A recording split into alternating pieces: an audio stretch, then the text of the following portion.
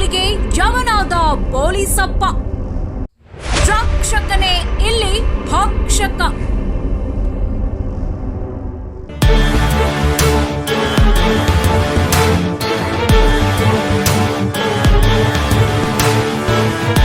ಹೌದು ವೀಕ್ಷಕರೇ, ಕಾನೂನು ಕಾಪಾಡಬೇಕಾದ ಪೊಲೀಸಪ್ಪನೇ ಕೀಚಕನಾದ ಸ್ಟೋರಿ ಇದು. ಪೊಲೀಸರು ಅಂದ್ರೆ ಎಂತಹ ಪರಿಸ್ಥಿತಿಯಲ್ಲೂ ಸಾರ್ವಜನಿಕರಿಗೆ ರಕ್ಷಣೆ ನೀಡುವವರು, ಅದರಲ್ಲೂ ಹೆಣ್ಣು ಮಕ್ಕಳು ಪಾಲಿಗೆ ಸಾಕ್ಷಾತ್ ದೇವ್ರು. ಆದ್ರೆ ಇದಕ್ಕೆ ತದ್ವಿರುದ್ಧವಾಗಿ ಈ ಕಾಮುಕ ಪೊಲೀಸಪ್ಪ ಹೆಣ್ಣು ಮಗಳ ಜೀವನಕ್ಕೆ ಕೊಳ್ಳಿ ಇಟ್ಟಿದ್ದಾನೆ.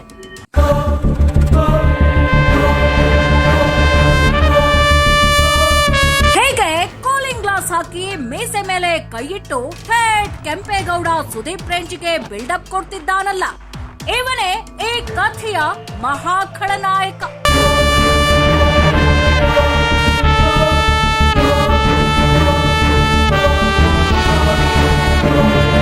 ಈ ಕಥೆಯ ಬಗ್ಗೆ ಹೇಳ್ತಾ ಹೋಗ್ತೀವಿ. ಅದಕ್ಕೂ ಮೊದಲು ಇವನ ಪರಿಚಯ ಮಾಡ್ಬಿಡ್ತೀವಿ ಕೇಳಿ. ಈತನ ಹೆಸರು ಮೌನೇಶ್ ಶಿಖಲ್, ಭದ್ರಾವತಿ ಓಲ್ಡ್ ಟೌನ್ ಠಾಣೆಯ ಪೇದೆ.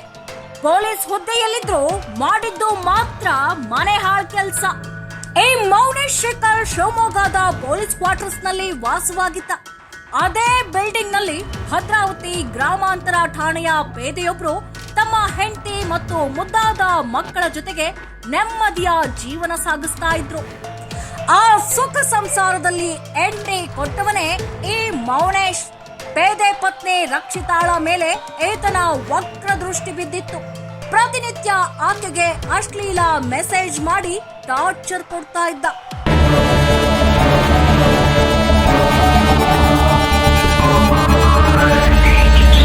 ನೀನು ನನ್ನೊಂದಿಗೆ ಸಹಕರಿಸಬೇಕು, ಇಲ್ಲ ಅಂದ್ರೆ ನಿನ್ನ ಖಾಸಗಿ ಫೋಟೋಗಳನ್ನ ಸಾಮಾಜಿಕ ಜಾಲತಾಣದಲ್ಲಿ ಹಾಕ್ಬಿಡ್ತೀನಿ, ನಿನ್ನ ಗಂಡನಿಗೂ ಕಳಿಸ್ಬಿಡ್ತೀನಿ ಅಂತ ಬೆದರಿಕೆ ಹಾಕ್ತಾ ಇದ್ನಂತೆ.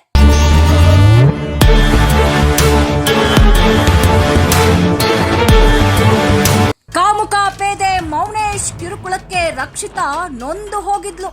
ಈ ವಿಷಯ ಗಂಡನಿಗೆ ಗೊತ್ತಾದ್ರೆ ಅಂತ ಒಳಗೊಳಗೆ ಭಯ ಪಟ್ಕೊಂಡಿದ್ಲು. ಯಾವಾಗ ಈ ರಾಕ್ಷಸನ ಕಾಟ ಜಾಸ್ತಿ ಆಯ್ತೋ, ರಕ್ಷಿತಾ ನೇಣು ಬಿಗಿದುಕೊಂಡು ಆತ್ಮಹತ್ಯೆ ಮಾಡಿಕೊಂಡಿದ್ದಾಳೆ.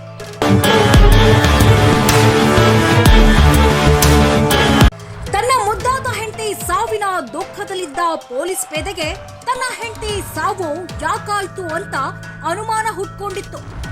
ಆ ಪೊಲೀಸ್ ಪೇದೆಗೆ ಸುಳಿವು ಕೊಟ್ಟಿತ್ತು ಆಕೆಯ ಮೊಬೈಲ್ ನಲ್ಲಿ ಈ ಮನೆಹಾಳ್ ಪೊಲೀಸಪ್ಪನ ಅಟ್ಟಹಾಸ ಬಟಾಬೈಲಾಗಿತ್ತು ನೋಡಿ.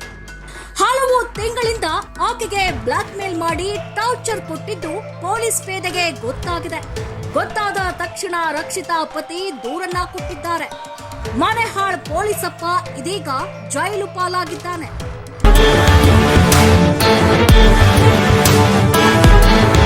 ಪತಿ ತನ್ನ 2 ಮುದ್ದಾದ ಮಕ್ಕಳು ಎಂದು ಸುಂದರ ಬದುಕು ಕಟ್ಟಿಕೊಂಡಿದ್ದ ಮಹಿಳೆಯ ಪಾಲಿಗೆ ನರರಾಕ್ಷಸನಾಗಿದ್ದಾನೆ ಈ ಪೊಲೀಸಪ್ಪ.